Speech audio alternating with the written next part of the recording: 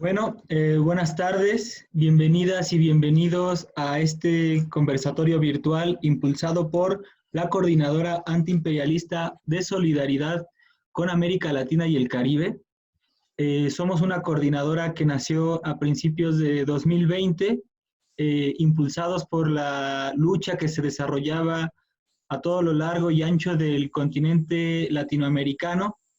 Y hemos realizado varias acciones de solidaridad con los pueblos de Latinoamérica en un ánimo internacionalista y ante la urgencia de los procesos de transformación que está viviendo la región.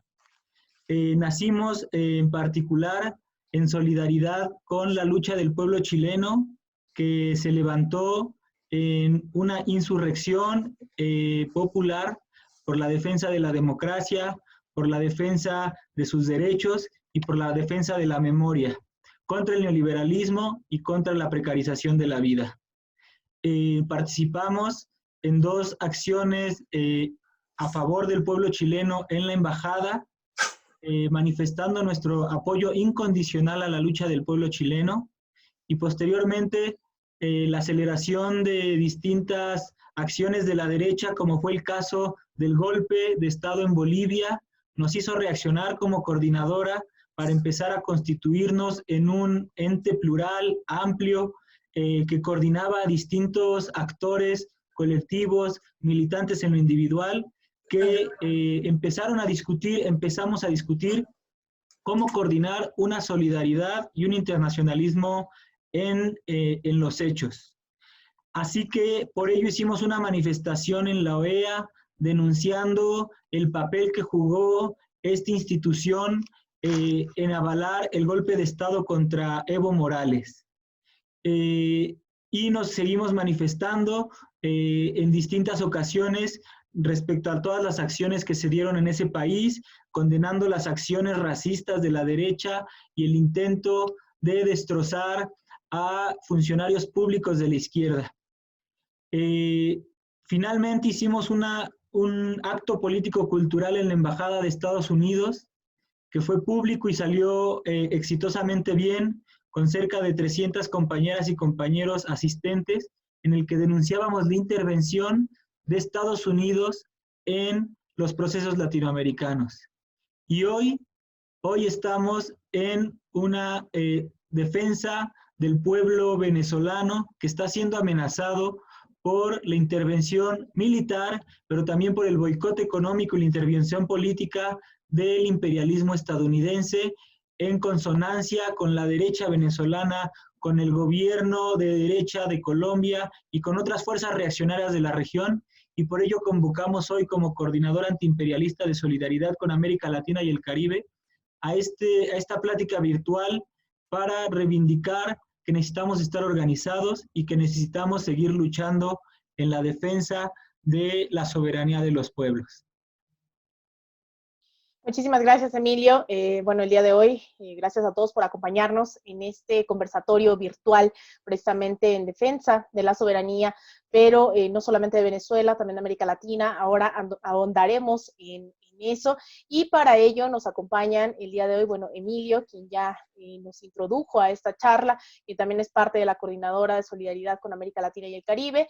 Nos acompaña el embajador Francisco Arias Cárdenas, quien desde hace ya unos meses es ahora el embajador de Venezuela, de la República Bolivariana de Venezuela, aquí en México, y también nos acompaña Laura Nieto, quien forma parte, entre otras organizaciones, también de la Coordinadora de Solidaridad con América Latina y el Caribe. Y quisiera empezar justo contigo, Laura, para dar continuidad un poco con esto que hablaba Emilio, de qué necesidad hay de hoy poner sobre la mesa lo que hoy está ocurriendo en la región.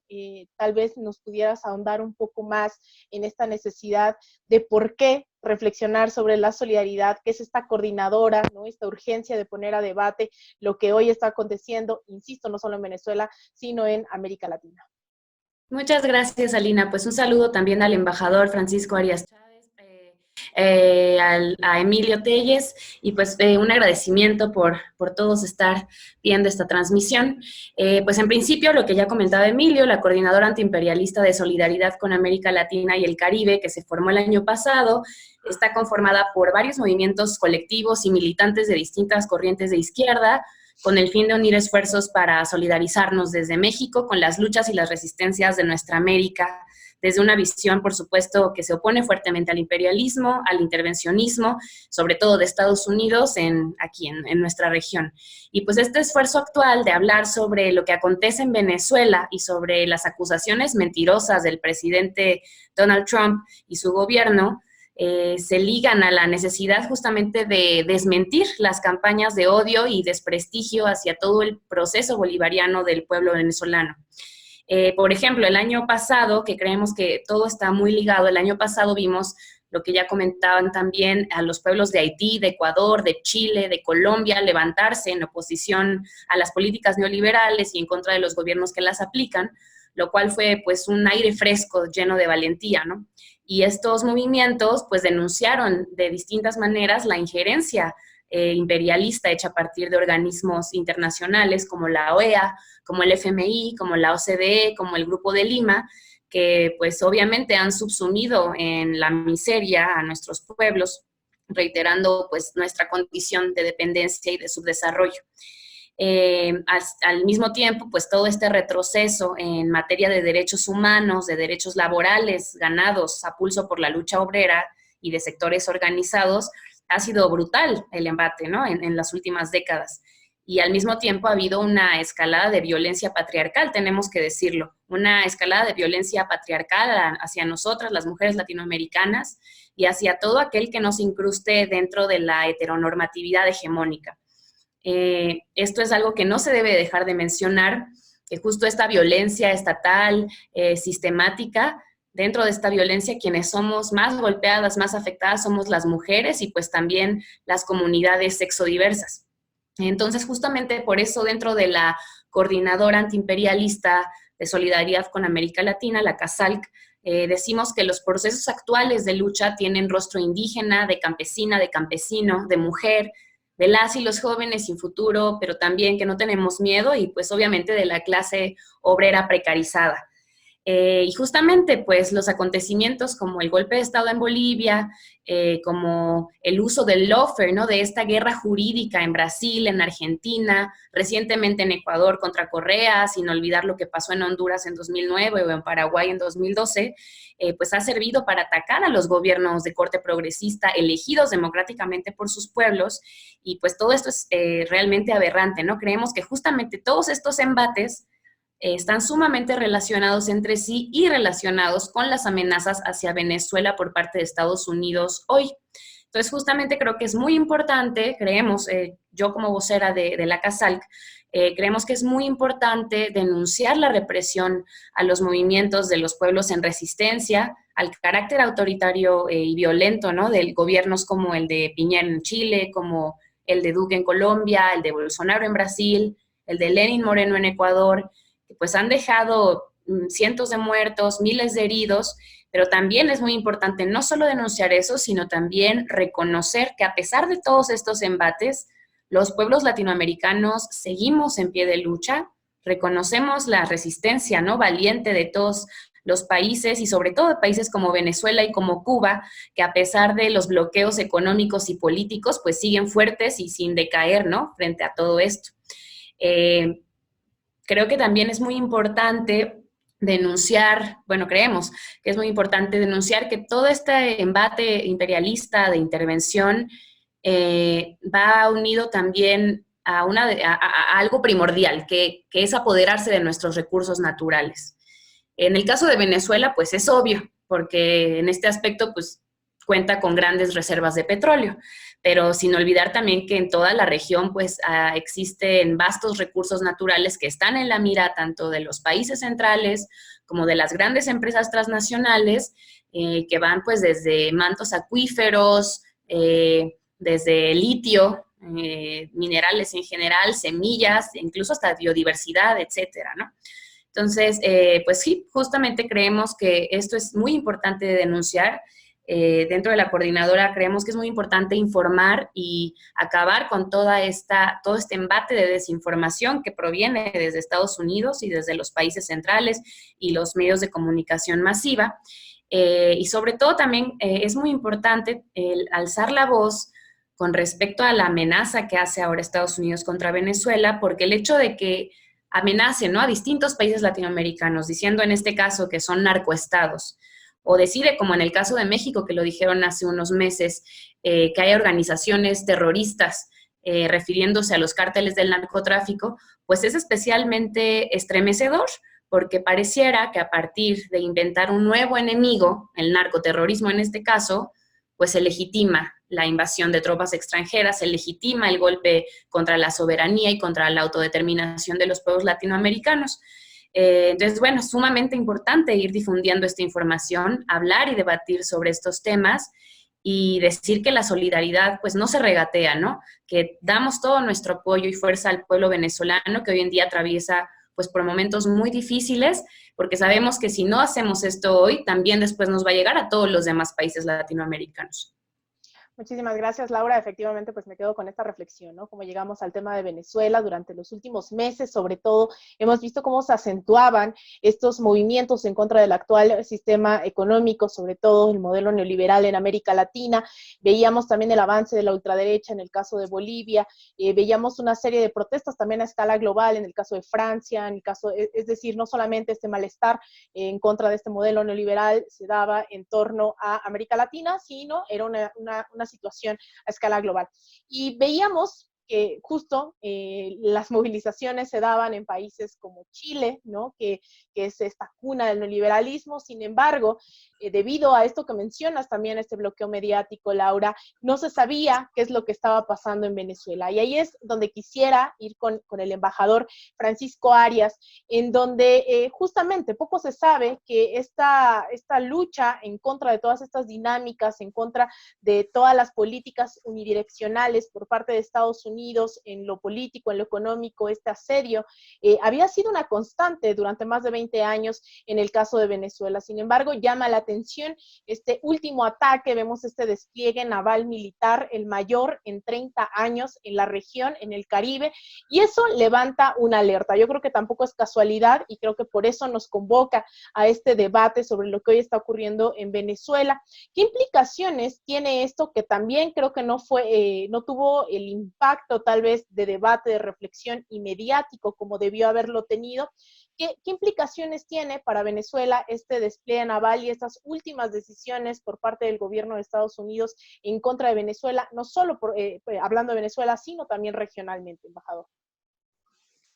Gracias, de verdad. Gracias a todos los compañeros y compañeras de esta coordinadora de solidaridad con América Latina y el Caribe, que pienso es bien necesaria en este momento, ¿no? Esperanzadora, sobre todo tratándose de cómo se trata de los motivadores que son jóvenes y, bueno, que tienen tantas cosas por hacer y por decir. Y ocuparse de todo lo que significa América Latina y el Caribe. Aquello de Martí, para nosotros la patria es América. Y América morena, la América nuestra, o nuestra América. Que yo voy a tratar de centrar un poquito los últimos acontecimientos, para caer en la pregunta o en la consideración que me pide Laura, ¿no? ¿Dónde comienza esta última andanada o esta escalada del gobierno de los Estados Unidos? Yo diría de los halcones del gobierno de los Estados Unidos. Primero se da a finales de marzo la captura de un cargamento de armas en la costa colombiana que viene supuestamente a Venezuela. Lo captura las fuerzas de seguridad, las fuerzas del orden del gobierno colombiano. De pronto la descoordinación, quienes toman el armamento no están metidos en la jugada en que sí hay gente del propio gobierno colombiano y bueno, no tienen tiempo como ocultarlo. De inmediato van por la captura de un general, mayor general del ejército de Venezuela, Cliver Alcalá Cordones, Cliver Alcalá Cordones inicia de inmediato una defensa de su actitud y al día siguiente, no pasan 48 horas, sale ya una declaratoria de juicio abierto por parte del Departamento de Justicia de los Estados Unidos de Norteamérica, donde está incluido, además del presidente, de Diosdado, de Padrino, de otros oficiales, está incluido Cliver Alcalá. Cliver Alcalá, de repente, siente, caramba, pero están ofreciendo por mi cabeza $10 millones. Y declara de inmediato a la prensa colombiana, yo estoy en mi casa aquí en Barranquilla, no vengan a buscarme porque yo estoy aquí. Se presenta, pero antes de presentarse hace una serie de denuncias públicas que son muy fuertes. Primero, que el dinero para la compra de esas armas ha sido colocado por el señor Guaidó.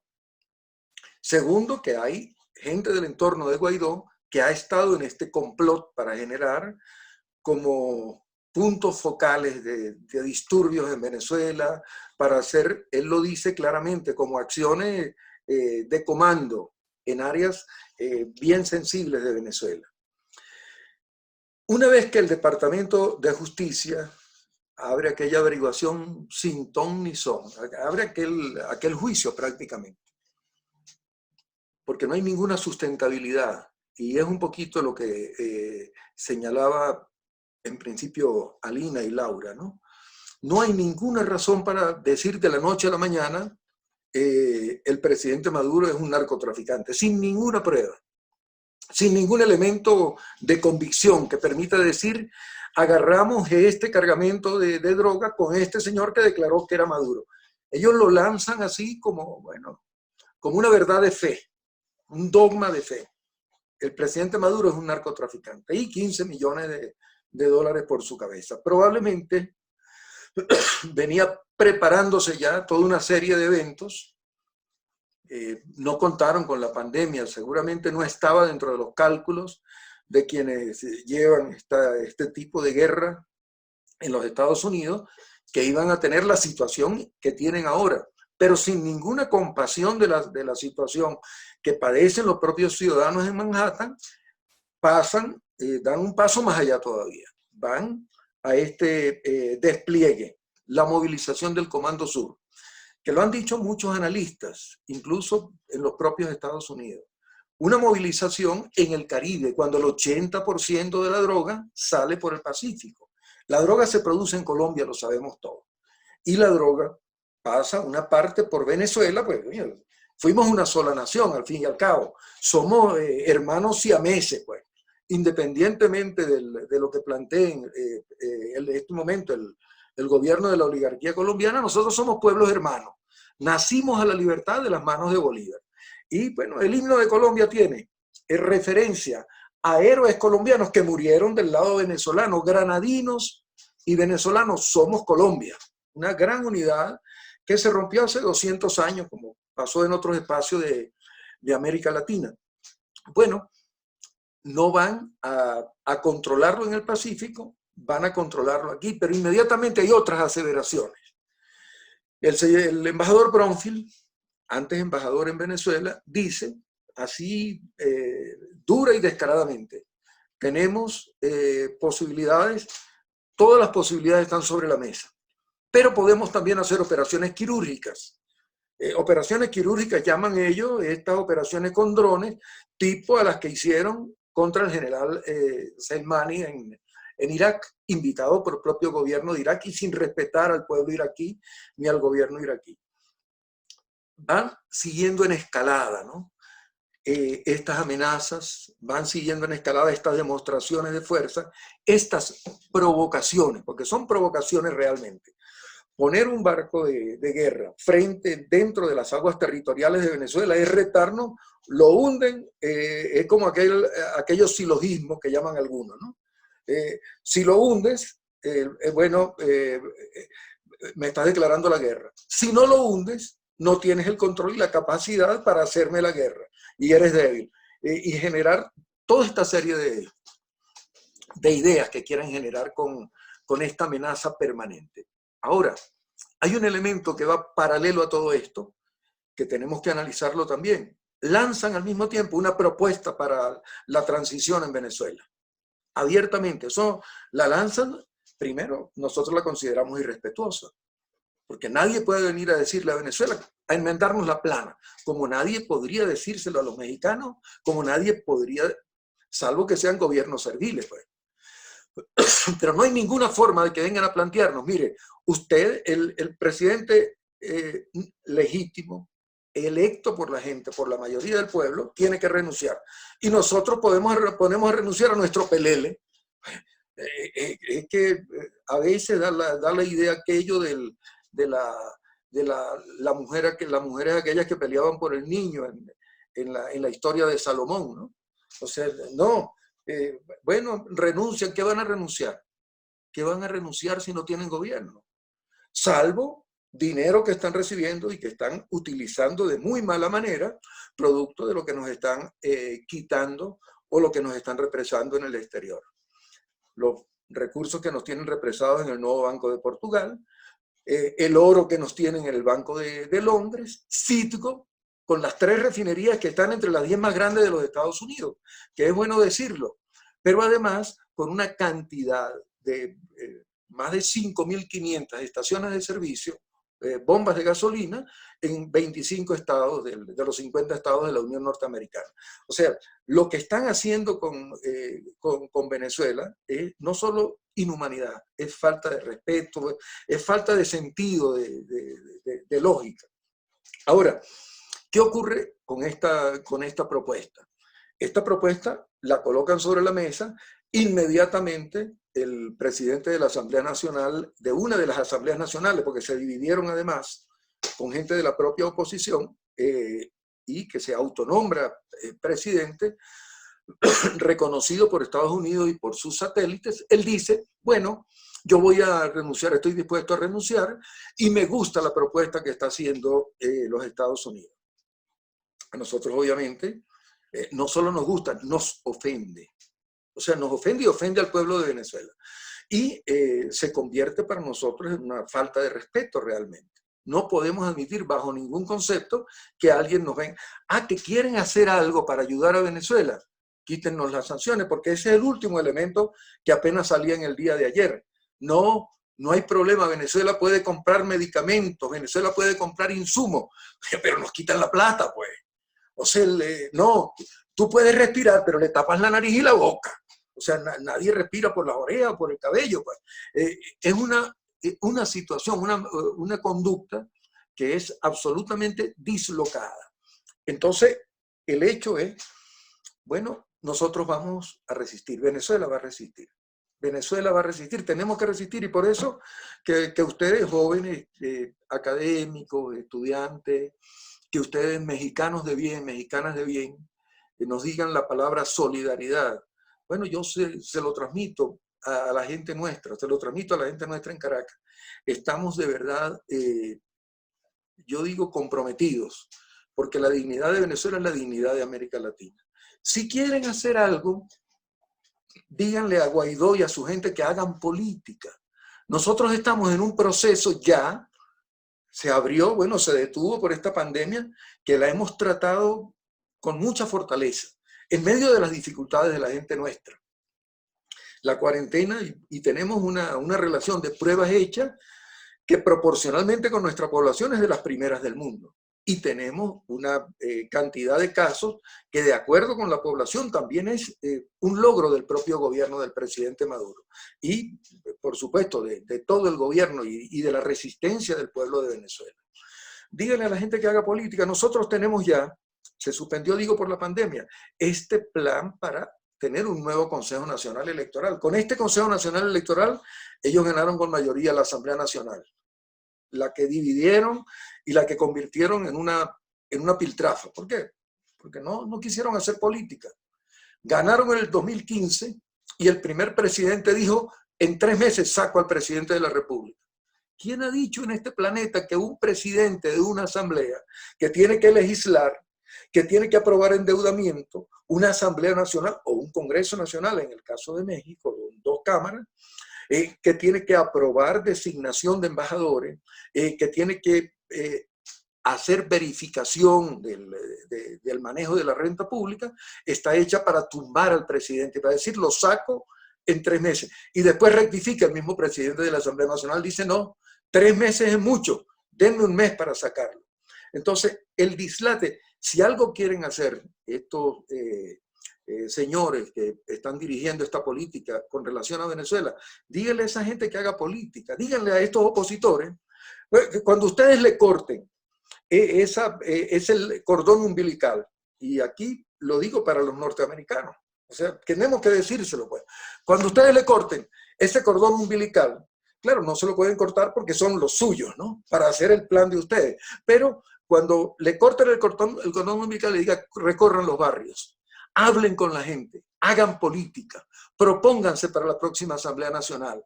Bueno, es lo que tenemos que hacer. Nosotros ganamos en una elección y nosotros entregamos el poder cuando perdemos en una elección. Para el presidente lo ha dicho y nosotros lo hemos ratificado siempre. Es el pueblo el que pone y quita gobierno. No es ni el gobierno de los Estados Unidos, ni el gobierno de Colombia, es el pueblo de Venezuela el que pone y quita gobierno. Es defensa entonces lo que tenemos de nuestra dignidad, de nuestro gentilicio, y esta posición errónea de los Estados Unidos, errónea y totalmente dislocada, descocada, porque mientras más nos amenaza, nosotros somos Caribe, hermano. Nosotros somos Caribe, o sea, tenemos sangre en las venas de Caribe. El Caribe, bueno, es eso, pues. El Caribe, decían que lo mataban los españoles, como matan un asno que no quiere caminar cuando no quiere caminar más. A nosotros no nos van a imponer por la fuerza y nos van a conseguir unificados. Mucha gente, opositores serios, van a estar con nosotros defendiendo a Venezuela y defendiendo la dignidad de Venezuela. Entonces, de verdad, agradecido con ustedes, compañeros, compañeras, por esta solidaridad y comprometidos. Nos quieren, bueno, lo decía también ustedes al principio, lo remarcaba. A Gaddafi, bueno, lo señalaron de terrorista, de esto. A Saddam Hussein le pusieron lo mismo han hecho con Bashar en Siria. A nosotros nos decidieron poner el sombrero de narcotraficante. El que les da la gana de ponerle a quien les da la gana de ponerle. Nosotros queremos una relación de respeto con los Estados Unidos de Norteamérica. Una relación de respeto. No compartimos el punto de vista, tenemos sobre la sociedad, sobre la economía, pero, bueno, nosotros respetamos su forma de ver y su forma de llevar el país. Y siempre ha dicho el presidente Maduro, nuestra diferencia es con el gobierno, es con la élite imperial de los Estados Unidos. Nosotros somos solidarios, y lo demostró el propio presidente Chávez, con el pueblo de los Estados Unidos de Norteamérica. Por eso fue para allá, para el Bronx, y llevaba el combustible para los hermanos de esa parte de Manhattan que nunca tenían posibilidad para pagar la calefacción en el invierno. Por eso nuestra visión y nuestra posición es respétennos, y es lo que pedimos. Y no nos impongan porque nos vamos a defender. Imponiéndonos por la fuerza, su manera de pensar, su manera de ver y de dirigir las cosas, nosotros vamos a definir, dejen que definamos entre los venezolanos nuestros propios problemas, que lo podemos y lo sabemos hacer. Gracias, muchas gracias, hermano. Bueno, yo de hecho quisiera continuar con eso porque estoy bastante clara de que tal vez en un conversatorio no se pueden desmantelar todas estas narrativas que se han creado por más de 20 años. Sin embargo, creo que sí es necesario poner en contexto que esto que usted nos cuenta es solamente el último de los episodios que se ha vivido en el caso de Venezuela. Nosotros hemos visto cómo este proceso, desde que comenzó en diciembre de 1998, se convocó a una asamblea constituyente en 1999, pero después vimos cómo Estados Unidos sistemáticamente vino atacando a Venezuela, ya ha intentado varios golpes de Estado, el más explícito tal vez en el 2002 cuando secuestran a Hugo Chávez, lo regresa el pueblo, cierto sector de las Fuerzas Armadas. Hemos visto todos estos ataques a través de sanciones, que uno de los grandes temas también es debatir esa narrativa detrás de las sanciones, porque pareciera que se castiga, ¿no? Cuando se dice se está sancionando es porque están haciendo algo malo, cuando en realidad son medidas unilaterales que solo pueden compararse, yo creo, hoy en día con el bloqueo económico financiero que se ha impuesto en contra de Cuba por más de 6 décadas, y que usted ya lo mencionaba y lo rescato. todas estas sanciones han implicado la retención de bienes económicos, financieros, la retención de Citgo en Estados Unidos, también el robo del dinero del pueblo venezolano para dárselo a la oposición en ese momento encabezada por Juan Guaidó, pero que tampoco es la primera oposición que utiliza Estados Unidos. Guaidó también es el último episodio, que hace unas semanas también el gobierno de Estados Unidos ya anunciaba que ya no va a ser ahora el elegido, ¿no? Después de que ya han venido también muchos más, María Corina Machado, Enrique Capriles, Leopoldo López, es decir, esto es sistemático. Por eso poner énfasis en que esto se trata del último episodio, esta arremetida militar naval. Sin embargo, hay algo que quisiera preguntarle, que tal vez también hay mucha gente que no termina de entenderlo después de toda esta batalla mediática, que es este momento en que la pandemia profundiza las desigualdades dentro de los sistemas. En Estados Unidos vemos que son más de 700,000 personas infectadas, más de 36,000 las personas que han muerto, y ahora vemos que casualmente toda esta narrativa de que el ejemplo a seguir era Estados Unidos, bueno, resulta que no es así, resulta que hay un sistema privatizado que está poniendo en riesgo la vida de decenas o tal vez cientos de miles de personas en Estados Unidos, y en cambio usted estuvo muy cerca de esta decisión del gobierno. Todos los gobiernos, incluido el mexicano, ha estado regresando a sus compatriotas, a sus países, pero resulta que hay gente venezolana en Estados Unidos que decide irse a Venezuela, ¿no? Este es uno de los grandes paradigmas que ahora se nos presentan, en donde hay gente que decide regresar a esa Venezuela que todos los medios nos dijeron que era incapaz de sostenerse por sí misma, y ahora a mitad de una crisis económica estructural en el mundo, mucha gente está volviendo a Venezuela. ¿Qué significa esto? ¿Por qué la gente vuelve a Venezuela? ¿Cómo explicarle eso a quienes han visto en los medios una guerra total en contra del gobierno venezolano por 20 años y que ahora la gente está volviendo a Venezuela para esta situación? Bueno, ahí yo digo una explicación inicial que uno puede dar, ¿no? Primero, se van a sentir más seguros en casa, pues. Cuando por todas partes está dándose una amenaza, fueron muchos de ellos buscando mejores condiciones. Es innegable que estas medidas unilaterales, este boicot, esta agresión permanente, esta amenaza a cada el dueño de barco que saca un cargamento de petróleo, esta amenaza a cada comerciante que lleva productos para vender en Venezuela, nos ha generado obviamente una escasez en materia de combustible. No nos venden los predecesores, los químicos para que funcionen bien nuestra refinería, pues. Lo comprábamos fundamentalmente a través de Citgo, pero esto lo están haciendo como una manera de ahorcarnos. Esta gente está regresando primero porque obviamente es su tierra, su territorio, pero además porque ven que el manejo que le estamos dando al interior de Venezuela, al tema de la pandemia, no tiene el riesgo y el peligro que tiene en este momento en los Estados Unidos. Ven lo que está ocurriendo en Nueva York, en Manhattan, ven la amenaza que se cierne sobre Florida y dice, no, estoy en mi casa, voy a mi casa. Y algunos, incluso opositores, muchos de ellos, cuando llegan, cuando reciben las atenciones, lo reconocen. Lo conversamos aquí mismo en el aeropuerto de Toluca con una cantidad de ellos que regresaban, ¿no? Y les dijimos las medidas, les explicamos lo que estaba ocurriendo, y los mismos mensajes de ellos denotan, bueno, para nosotros es bien importante que la gente cambie de parecer, ¿no? Y que salga porque han sido toneladas, digo yo, de palabras y de propaganda contra Venezuela, permanente, constante, por años, como decía Laura y tú misma, Lina, ha sido 20 años de agresión, de señalamiento, de invención de cosas. Bueno, es bueno que esta gente vea, reconozca, y el presidente Maduro ha dicho, lo recibimos con los brazos abiertos. Un poco lo que narra también la Biblia del hijo pródigo, ¿no? Y justamente también quisiera preguntarle en realidad cuál es ese secreto, ¿no? Porque creo que hemos visto durante estos 20 años, desde 1999, más de 20 años, que Venezuela ha sobrevivido a todo esto que ya hicimos un recuento, ¿no? A intentos de golpe de Estado, desestabilización, la detención de grupos militares, paramilitares es constante en Venezuela. Poco se sabe que la oposición venezolana asesinó a chavistas, los incendió vivos. ¿Cómo es que han logrado resistir, sobre todo pensando en que durante ese mismo lapso hemos visto un golpe de Estado en Honduras, a Manuel Zelaya, hemos visto golpes legislativos, ¿no? A Dilma, a Lugo.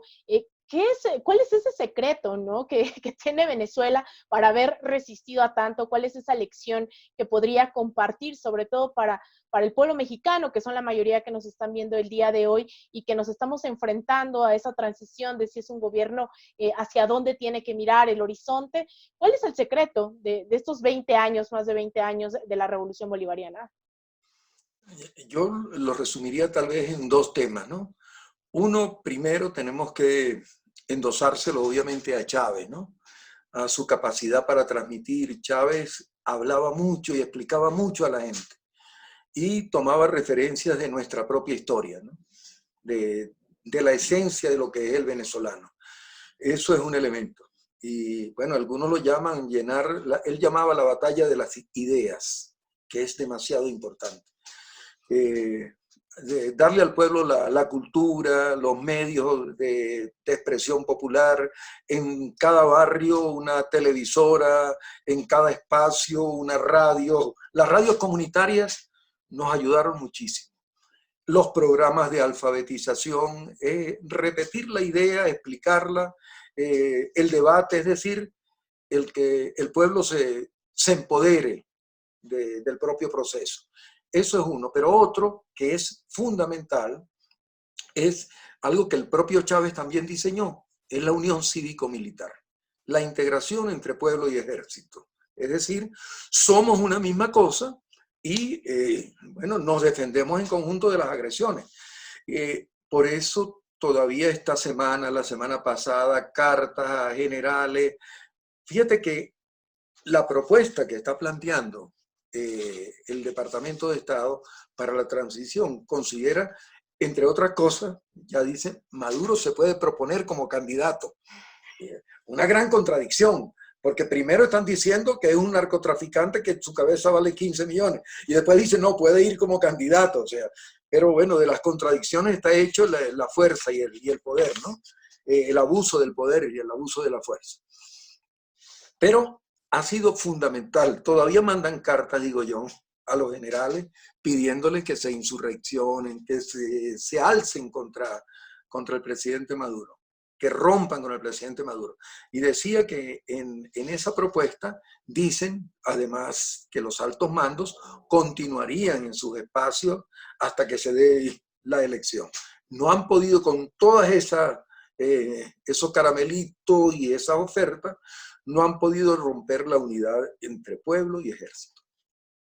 Y bueno, justamente de hecho este debate se está dando mucho en el caso de Bolivia tras el golpe de Estado, de qué hubiese pasado, ¿no? Con esta alianza cívico-militar, porque a lo mejor no tuve esta fuerza, ¿no? Esta alianza que en algún momento me tocó constatar en Venezuela, esta conciencia, esta formación política que tienen también los militares es totalmente distinta a la concepción que se tiene en otros países, pero sobre todo me quedo con esta parte de formación política también dentro de la sociedad, ¿no? Hacer conciencia, y creo que es algo que también la Coordinadora de Solidaridad con América Latina y el Caribe ha insistido mucho, lanzado un pronunciamiento hace unos días, Laura, en donde se toma esto también como eje central, ¿no? El hecho de que esos procesos sean respetados, se les respete la soberanía, la autodeterminación, y que lo que le toca decidir a los venezolanos lo decidan ellos y no el Departamento de Estado. Y también en el caso de México, que no es un hecho aislado, ¿no? Todas estas narrativas que ya comentabas también, el hecho de nombrar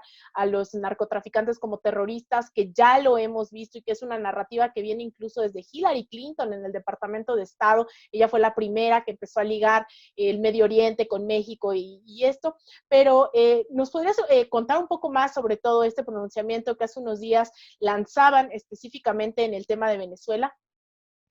Así es, pues justamente en la coordinadora justo creemos que pues ahora sí que la verdad es revolucionaria, ¿no? Y tenemos que que implementar formas para llegar a más personas, para informar sobre lo que está sucediendo. Obviamente, pues, en este pronunciamiento que hacíamos hace unos días, pues reiteramos todo el apoyo, la fuerza, la solidaridad, como también ya lo recalcaba el embajador, la solidaridad con los pueblos en lucha, en resistencia de nuestra América Latina y del Caribe. Y a mí me parecía muy importante justo lo que comentaba el embajador sobre hacer política, ¿no? O sea, nosotros también, o sea, esa también es nuestra tarea, ¿no? Hacer política a partir de informar, a partir de desmentir las cosas que se dicen, ¿no? De estos 20 años de embate en contra del pueblo venezolano, ya los 60 en contra del pueblo cubano. Y bueno, en parte también dentro de este pronunciamiento, pues decíamos que es necesario y siempre será necesario recalcar otra vez el rechazo total a la intervención militar, sobre todo primero la intervención militar. No podemos permitir que entren tropas y que allanen la soberanía de los pueblos, pero también contra la injerencia política, ¿no?, de Estados Unidos, tanto en Venezuela como en todos los demás países. Y pues denunciar y continuar con la denuncia en contra del bloqueo comercial y financiero, ¿no? Sobre todo, bueno, en este caso en PDVSA, en los petróleos de Venezuela, que ha sido atroz y que ha ahogado, como ya lo comentaba también el embajador, los programas sociales para la población venezolana, que al final termina siendo un crimen. No solo es contra una persona, no solo es contra un gobierno, es contra un pueblo totalmente. Entonces no podemos permitir eso, o sea, si somos humanos no podemos permitir ese tipo de violencia hacia nuestras hermanas y hermanos latinoamericanos, venezolanos en este caso. Y justo no alzar la voz dentro de este contexto, pues es también dejar las puertas abiertas para que pase a nuestro país y siga pasando en toda la región. Creo que también es muy importante, bueno, dentro de la coordinadora también hemos comentado que es súper importante denunciar tanto el bloqueo en Venezuela como el bloqueo cubano, que también, como tú ya comentabas, pues tiene ya más de 60 años. Y al final de cuentas creemos que también es muy importante recalcar la manera en que, a pesar de que se incide con este bloqueo en la falta de materiales de salud, en la falta de bienes para la población, aún así el mismo pueblo cubano nos enseña que la solidaridad existe hasta en tiempos de precariedad, ¿no? Porque como hemos visto ahora con la crisis del COVID-19, pues las y los médicos cubanos han apoyado a varios países del mundo, hasta del primer mundo, con su modelo de medicina familiar, ¿no? Entonces es algo que nosotros como coordinadora antiimperialista nos gusta mencionar y pues saludamos también esa heroica lucha y resistencia del pueblo cubano y también la del pueblo venezolano, ¿no?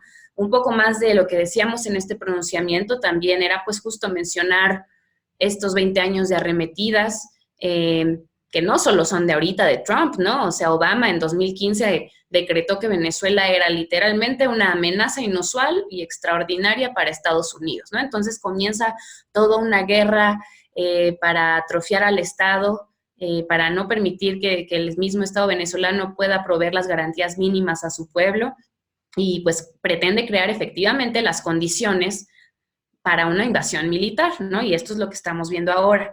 Entonces, pues claro que en medio ahora de la pandemia y de la crisis mundial sale Estados Unidos otra vez a golpear, ¿no? A querer golpear a Venezuela, pero pues justamente creo que también es nuestra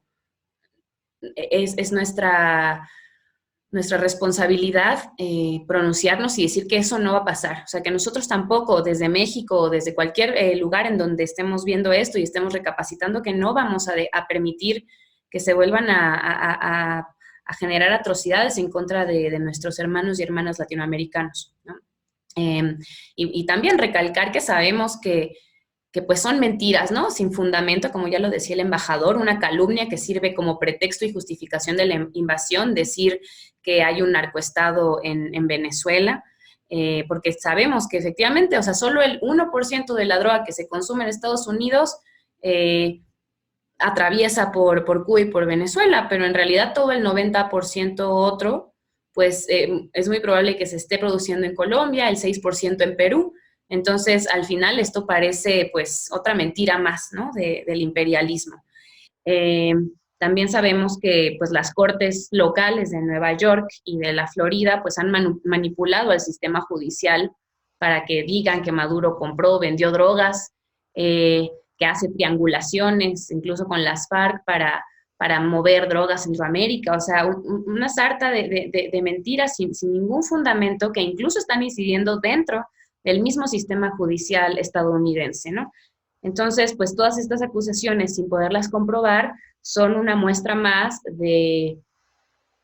pues del miedo también que tiene Estados Unidos hacia la resistencia latinoamericana, y pues también un recordatorio de que es un pueblo muy fuerte, ¿no? Y que si nos unimos todos como América Latina, pues vamos a ser muchísimo más fuertes, ¿no? Denunciar la persecución que hace el Grupo de Lima en relación a las transacciones y a las cuentas, las operaciones financieras en Venezuela.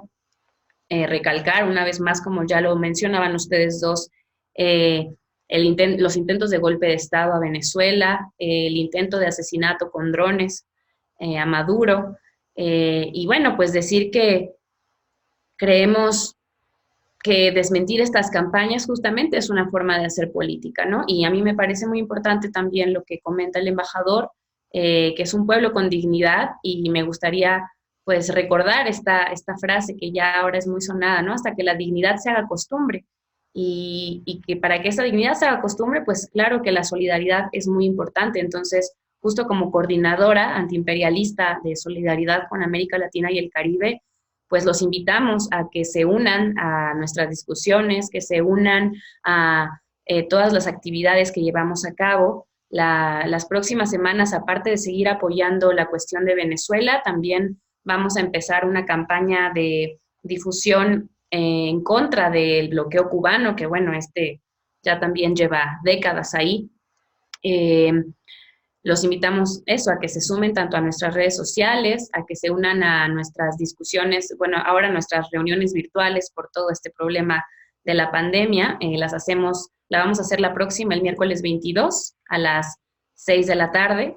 Entonces, si se quieren sumar, solo envíennos un mensaje a nuestras redes sociales y pues vayan sumándose a las próximas acciones, porque la solidaridad es lo único que pues nos va a sacar, ¿no? de toda esta debacle, de todo esto que estamos viviendo, y pues una vez más decir que estamos con ustedes, estamos con Venezuela y fuera Yanquis de América Latina. Muchísimas gracias, Laura. Bueno, ya estamos entrando en esta recta final de este conversatorio y quisiera retomar esta última parte de la solidaridad, ¿no? Yo creo que estamos en un momento histórico en el cual hemos visto que solo a través de la solidaridad entre los pueblos se puede realmente construir otro tipo de horizonte. Veíamos, y lo mencionaba Laura, el caso de las brigadas médicas cubanas que están hoy por todo el mundo, hoy están en los países que así se requieran, incluso en México, ¿no? Hemos visto cómo las banderas cubanas ahora se levantan por todo el mundo, en Italia, una pequeña isla que ha sufrido asedio por más de 6 décadas, hoy es capaz. Hablaba con el profesor John Kirk, que es uno de los especialistas que ha dado seguimiento a este tema. En las últimas décadas, estas brigadas han estado en 164 países y han puesto a 400,000 médicos en diferentes situaciones de riesgo, en el caso de Haití, en el terremoto en Chile, en Pakistán. Bueno, han estado por todos lados. Y hoy vemos que mientras Estados Unidos está robando insumos para llevar a cabo, para sobrevivir en esta pandemia, mientras sus doctores están operando en los hospitales con bolsas de basura, con plásticos, ¿no? Vemos cómo la solidaridad, especialmente hablando de Venezuela, en el caso de Rusia, de China, ha hecho posible también que se pueda enfrentar a este asedio económico, financiero por parte de Estados Unidos. Embajador, yo quisiera preguntarle cuál es su horizonte, cómo cree si se está reconfigurando un nuevo mundo y qué papel juega la solidaridad en él. Mira, yo quiero, antes de tocar ese tema, que me permitas hacer dos observaciones que tienen que ver con el momento también, ¿no? Esta arremetida no tiene que ver únicamente, o tiene que ver además de el interés imperial, el interés de control, el interés de nuestras riquezas. Está relacionada directamente con la propia situación interna de los Estados Unidos de Norteamérica. O sea, no podemos poner de lado que hay una campaña presidencial que va a ser en 7 meses, un poco menos probablemente, que en esa campaña presidencial se definen también cosas importantes al interior de los Estados Unidos, que hay quienes han utilizado las guerras como elementos aglutinadores a su alrededor. Este es un riesgo, pero además hay que recordar también que la pandemia está afectando muchísimo a los Estados Unidos y a la propia economía de los Estados Unidos de Norteamérica.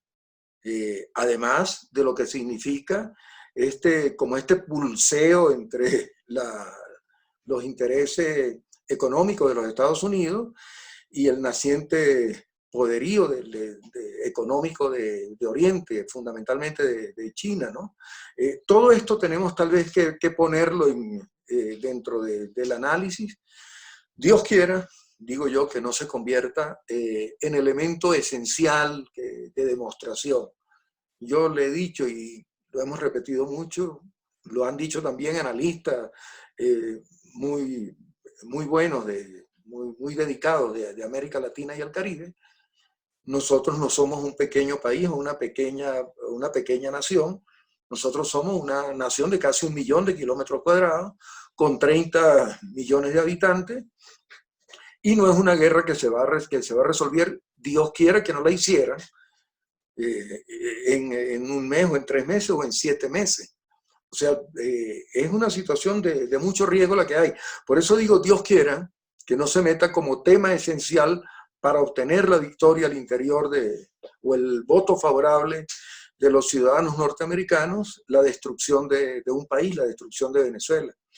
Pero que no se convierta tampoco en un elemento para esconder las debilidades que han significado esta lucha contra la pandemia y todos los debates que hay alrededor de este tema. Y finalmente, sí, lo que tú me preguntabas, es fundamental la solidaridad para nosotros. Es fundamental la compañía. Cada movimiento que se pronuncia, cada personalidad que nos da su visión de consecuencia, de rechazo a la intervención, de rechazo al amedrentamiento, nos levanta el ánimo de combate, nos fortalece y nos llena de valor para enfrentar esta situación que tenemos enfrente. Por eso inicié dándole las gracias de todo corazón.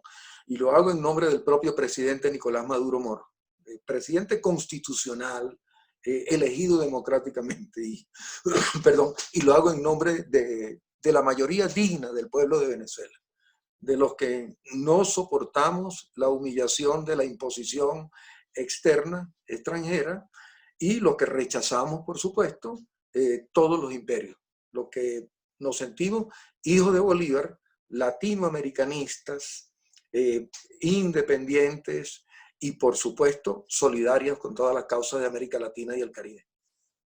Y bueno, yo en realidad también quisiera recordarle a la gente que no nada más usted hacía la diferencia entre el gobierno de Estados Unidos y el pueblo. Justamente hay organizaciones en Estados Unidos que han impulsado recientemente campañas para acabar con estas sanciones, estas mal llamadas sanciones, estas medidas económicas unilaterales. Están impulsándolas para que acabe el asedio, tanto estas medidas en contra de Venezuela como de Irán. Pero por último quisiera yo pedirle sobre todo algún mensaje, ¿no? Para la gente que nos ve, que hay una que ya está definitivamente convencida de que esta campaña que se ha emprendido durante 20 años tiene que ser rechazada, pero tal vez todavía hay a quienes le queda la duda, ¿no? De si esto es real, si no es real. Yo le quisiera pedir un mensaje para ellos, para saber que los que ya están convencidos, cómo pueden apoyar, cuál es la mejor manera de solidarizarse con el pueblo venezolano. Mira, lo primero es entender y analizar con su propio pensamiento, que no sea con las imágenes de CNN nuestra situación, la situación de Venezuela, lo que ocurre en Venezuela, analizarlo, leer y verificar un poco más allá de lo que dicen los grandes medios de comunicación. Eso sería, o es para nosotros, muy, muy importante. Porque todo lo que lo que han puesto sobre nosotros solo la verdad es revolucionaria, como decía Laura hace un momento, la verdad nos hará libre, es la verdad de Venezuela lo que nosotros necesitamos decir.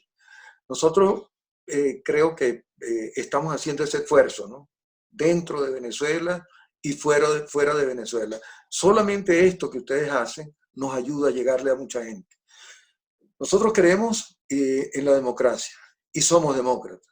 Nosotros decidimos, yo participé con Chávez en un movimiento cívico-militar cuando iniciamos en el 92 todo este proceso. Pero nosotros definimos después que salimos de la cárcel que íbamos a la toma del poder con la voluntad del pueblo. Y con la voluntad del pueblo es que hemos estado en el gobierno.